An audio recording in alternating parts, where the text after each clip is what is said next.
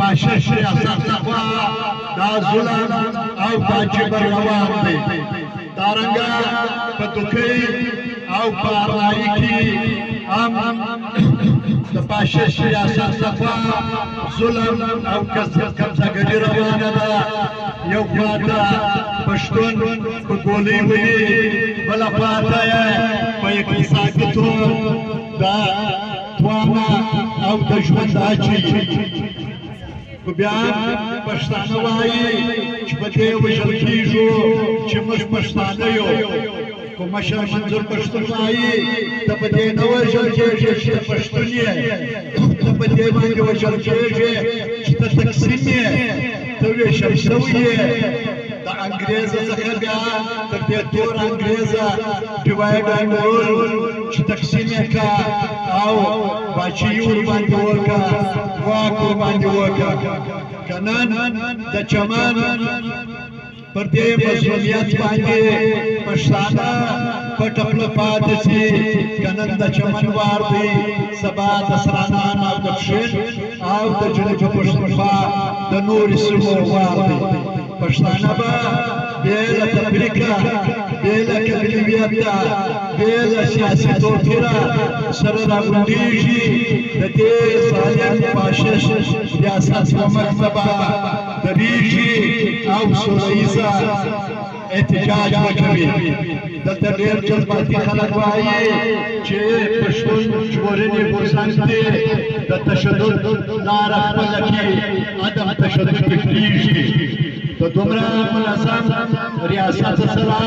او داسې غیر منظمه قوم لکه پښتون یو کول او جنګول دا به بدترین انتقام یې د خپل قوم سره موږ پښتانه سوله غوښتونکي خلک یو موږ امن غوښتونکي خلک یو پښتانه د مینې او د پښتو خلک دي خو نن دې لنډمارو پښتانه ودې ته مجبوره کړي دي چې د کور ملګري یې مړه دي او پښتون په خپل روزګار پورې حیران دی که همداسې پاشلي او غیر منظم سو نن پر چمن سره څه کوي سبا یې په ټوله پښتونخوا کې کوي نور کړنې پښتانه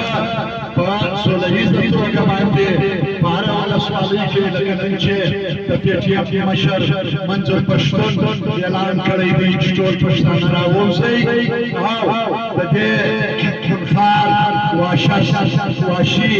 ریاست په سترګو کې سترګې واچوئ او په سوله ییزه توګه مزاحمت وکړئ نو تاسو که چې د هر بنده سره یاست چې د هر خیاله سره یاست دا اجتماعي مسله ده د پښتانه اجتماعي قتل عام روان دی د پښتانه اقتصادي قتل عام روان دی که دا یوازې د چمن د بادام مسله نه ده دا د ګلاب خان د دروازې مسله ده دا د تورخم د مسله ده دا د انګور اډې مسله ده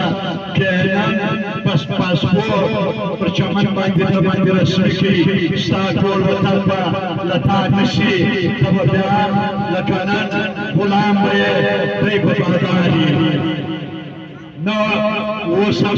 زموږ سره وخت دی چې پښتانه په خپلو کې راووځي دې توپیره